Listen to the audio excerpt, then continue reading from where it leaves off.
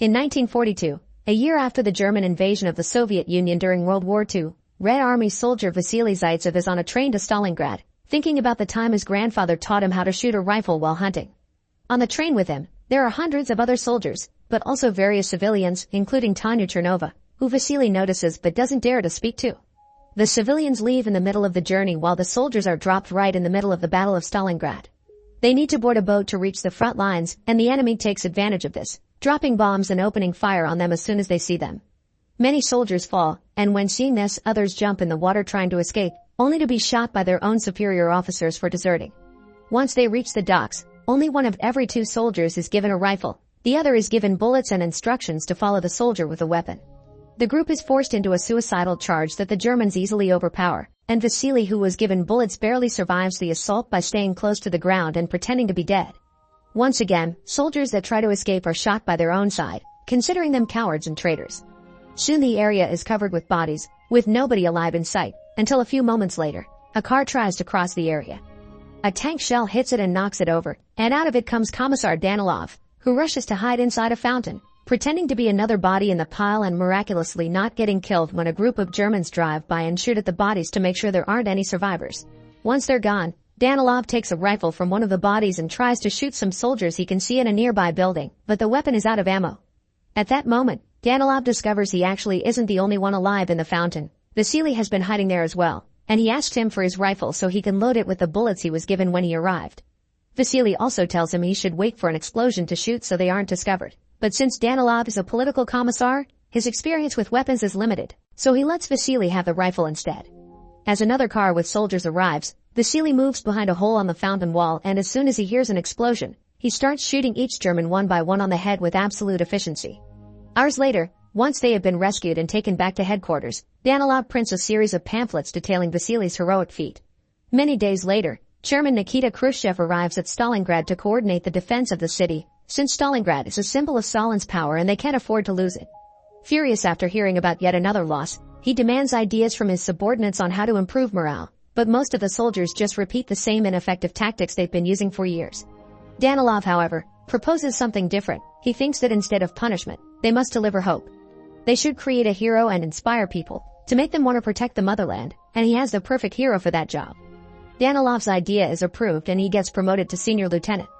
Vasily's face now appears in the newspaper, presenting him as an example to follow. He's also been promoted, in his case, to the sniper division. From then on, Vasily becomes the face of the Russian army, both a national hero and propaganda icon, and his exploits would appear on every edition of the army's newspaper, plus on pamphlets that would make their way all over the walls of the country. One day, during one of his missions, Vasily and his team are found by a young boy called Sasha Filippov, who admires Vasily. He invites him to his very humble home, where his mother, Mrs. Filippov, prepares him dinner as thanks for what he's done for their homeland. Soon after they make it there, Danilov arrives as well, bringing letters from Vasily's fans from all over the country. To keep up with the plan of hope and propaganda, Danilov makes him reply to all of them, although he's the one that tells Vasily what to write, especially since he has to help him with spelling. One more person arrives after they begin, Tanya, the girl from the train, who is like a sister to Sasha and has become a private in the local militia. She's also fluent in German because she studied at the university. Danilov wants to recruit her because they need more soldiers that understand German, but Tanya would rather stay and fight, especially since the local militia are short on men. She changes her mind when Danilov explains how much she could help them by decoding Geram intel, and that he'll send 12 soldiers in exchange for every person that speaks German. Meanwhile, the German army is starting to suffer the toll Vasily and his team of snipers are causing in their ranks, so they summon German Major Erwin König, a renowned marksman and head of the German army sniper school at Sassa. He's tasked with killing Vasily, and König prepares a plan to make Vasily come to him instead of doing the chasing. Some hours later, Vasily is woken up from a nap by his team because there's some trouble in the department store sector. Vasily shoots a shadow in the window and a helmet falls, so believing they've hit their target, he takes Ludmila with him to find the body. The companion they leave behind is shot as soon as they're gone. The duo makes it inside the department store and sneaks around until they reach the window, only to find that the shape they had seen is a mannequin posed to make it look like a sniper. This is obviously a trap, and when Vasily finds a cigarette butt on the ground, he realizes their enemy is still there, watching them. He thinks they should take it easy and stay hidden until they think of a proper plan to escape, but as planes start arriving and bombing the area, Ludmila gets scared and runs away, giving König the perfect chance to shoot her, but Vasily escapes before König can do the same to him as well. Koenig returns to the hideout he's staying at and gets his shoes cleaned by Sasha, who pretends to be an innocent bystander but is passing Koenig information about Vasily in exchange for food so the Major will trust him and share information of his whereabouts in return. When the Red Army learns that the Germans are using Koenig, they bring over a former student of his, Kulikov, to teach Vasily how Koenig thinks and help him kill him. Before returning to the field, however, Vasily must attend a special party in his honor. After saying hello to Tanya, he's dragged by Khrushchev to see the journalists, answer questions, take pictures and look at a giant Stalin painting, because according to Khrushchev, he's always watching over his country. Seeing the painting makes Vasily think of the day his grandfather taught him to shoot again. It turns out he failed his first shot and that allowed the wolf to reach their horse and eat it. Some days later, Vasily, Kulikov, and another member of the sniper team, Volodya, enter an abandoned building where they have been told they could find Koenig. As they sneak around as carefully as possible, they find a body in a shooting position, posed like the last trap. This means they're on the right track. After crossing an open area and luckily avoiding all bullets from the enemy, they manage to shoot 2 different repair guys before it's time for dinner. Volodya leaves his partners for a moment to retrieve the soup he had been heating in another room, but gets captured in the way. Koenig and his team try to make him confess where Vasily is hiding, but since Volodya won't talk, they dress him up as their own and send him out to pretend he's another repair guy. Without knowing who it really is, Kulikov immediately kills him, revealing their location on purpose so when he makes a helmet appear at the window, the enemy will shoot it and reveal their location as well. Koenig doesn't fall for the trap, so the duo decides to relocate, but when they jump an open section of the floor, Koenig takes the chance and shoots Kulikov while Vasily escapes safely. This constant chase between Vasily and Koenig is taking too long, and an impatient Khrushchev is starting to get on Danilov's back. After their meeting, Danilov goes to see Tanya to bring her a gift and try to court her, but she surprises him by asking to be reassigned.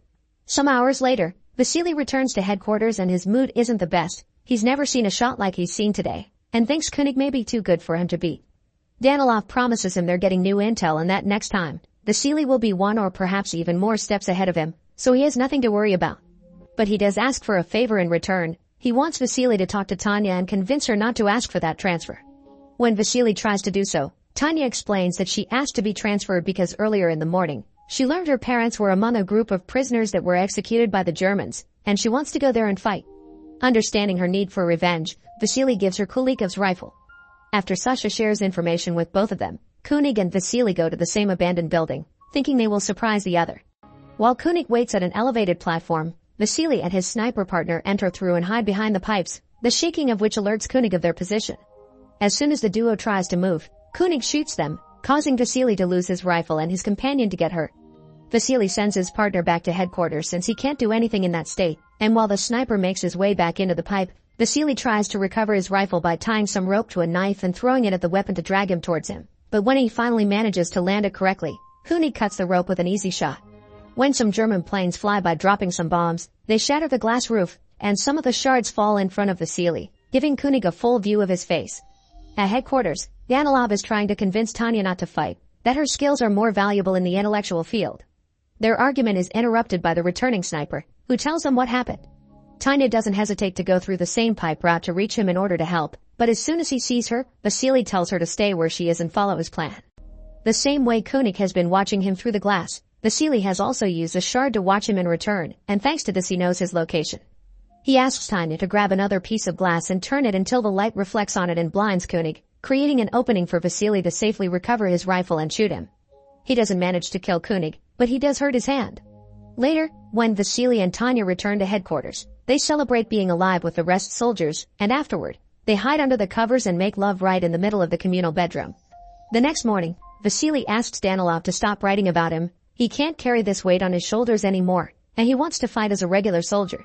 Danilov doesn't accept this, and to manipulate Vasily into feeling bad for even asking, he brings over Sasha, who shows him how proud he is for having gotten intel from Koenig. With the kid looking at him with so much hope in his eyes, Vasily can't say no, and he allows Sasha to guide him to the area where Koenig will be waiting. The ground is covered with bodies, so Vasily hides among them and proceeds to wait for Koenig to show up. There's an issue, however. He spends so much time waiting there that he falls asleep. When Koenig finally sees him from his hiding spot, he is about to shoot him, only to suddenly see a looting soldier appear between them, moving Vasily's body as if he were dead and easily stealing all his belongings. The German army captures this soldier and finds he stole Vasily's ID, which makes them think Vasily is dead. Koenig doesn't agree, but he's dismissed anyway. Refusing to go home while Vasily may still be out there, Koenig talks to Sasha again and, already suspecting what may be happening, tells him which his next location will be. At the Russian headquarters, Khrushchev finds out the Germans are passing around the news of Vasily's death and gets furious at Danilov, who doesn't believe it. Khrushchev doesn't care if it's true or not. He wants Danilov to do his writing magic and convince the public everything is fine. Afterward, Danilov tries to talk to Tanya about her possibly traveling to his house, but they're interrupted when the loudspeakers start announcing Vasily's death as well. Danilov gets ready to write an announcement of Vasily's death as a hero, but at that moment, the man himself comes back. He explains how he missed his shot for falling asleep and that he had to stay hidden from a man trying to kill him, so Danilov accepts the transfer in. Then Vasily asks about Tanya, and Sasha tells him he knew he was alive and told her, so she's gone to the station to find Kunig and get revenge. Danilov and Vasily rush to the station to rescue her, and when they find her, Vasily and Tanya kiss, causing Danilov to get incredibly jealous. So when he returns to headquarters, instead of writing his report about Vasily's heroism, he communicates to the world that Vasily became a traitor. What they aren't aware of is the fact Kunig has seen them at the station, and now knows for sure that Sasha has been passing on the information, so he captures the kid and hangs him off a pole to bait Vasily. The one who almost falls for it when seeing the body though, it's Tanya, and she doesn't go after Kunig only because Vasily stops her, saying that's what he wants. They agree on a plan. While Vasily goes after him, Tanya asks Danilov for a favor and together they go to see Mrs. Filippov to get her out of the country with a special pass Danilov got for her. Mrs. Filippov doesn't want to leave without Sasha, but not to make her upset. Instead of telling her Sasha died, they tell her he joined the Germans. Mrs. Filippov doesn't blame him for it if it means he's safe and accepts to leave with them. On the way to the boat, a bomb explodes near them, hurting Tanya. Danilov thinks she's died and leaves, but Mrs. Filippov doesn't give up and convinces a doctor to let Tanya board with her by showing her special pass and saying Tanya is her daughter. Vasily and Kunig are at a standoff in their respective hiding spots, not knowing where the other is. Danilov suddenly shows up next to Vasily, and now that Tanya is dead, he thinks he has nothing else to live for and humanity isn't worth saving. As a way to make up for the lies he made up about Vasily, he sacrifices himself and comes out of hiding so Kunig can shoot him and reveal his location. Vasily thinks ahead and doesn't immediately react, so now Kunig thinks he's killed Vasily himself and comes out to check the body. Vasily is waiting for him midway, and as soon as he aims his rifle at him, Kunig takes off his hat and accepts his fate. After killing him, Vasily takes his rifle and leaves it with Danilov's body. 2 months later, after the Germans have surrendered, Vasily gets a letter from Tanya, saying she's alive and being taken care of at a field hospital. Once the city is safe enough to travel, Vasily goes to the address on the letter and then the couple happily reunites.